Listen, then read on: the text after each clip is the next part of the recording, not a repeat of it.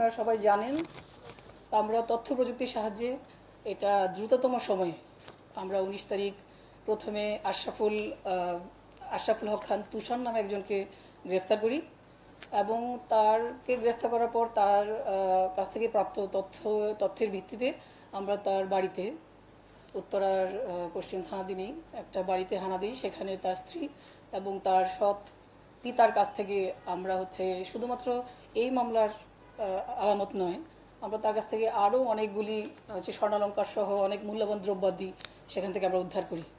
এরপর তাদের দেওয়া তথ্য থেকে আমরা আমাদের দ্বিতীয় আসামি রাকিব হাসান আরিফিনকে আমরা গ্রেফতার করতে সক্ষম হই এবং তার কাছ থেকেও আমরা মূল্যবান আলামত অন্যান্য মামলার আমরা এখনও আসলে এটা কারা সেই ছিনতাইয়ের শিকার হয়েছিলেন কার আলামত এখন আমরা নির্ধারণ করতে পারিনি। এভাবে আমরা এই টিমটাকে শনাক্ত করতে সক্ষম হই এবং তাদের কাছ থেকে বিভিন্ন ধরনের মূল্যবান সামগ্রী আমরা উদ্ধার করি।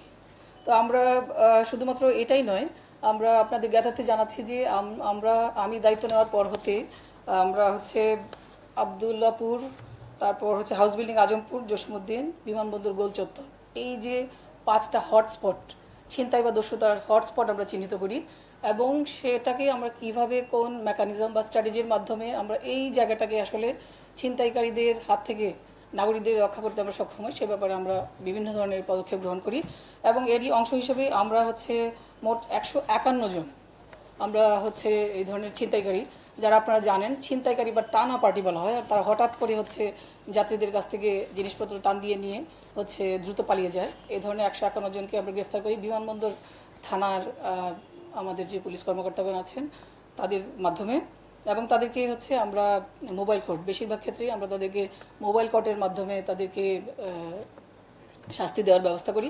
কারণ আপনারা জানেন যে এই এলাকার যে ছিনতাইকারীরা তারা মূলত ভবঘুরে টাইপের, তাদের কোনো স্থায়ী ঠিকানা থাকে না এবং আমরা দেখেছি আমরা যদি নিয়মিত মামলায় তাদেরকে করি সেক্ষেত্রে একটা বড় বাধা হয়ে দাঁড়ায় তাদেরকে শাস্তি দেওয়া।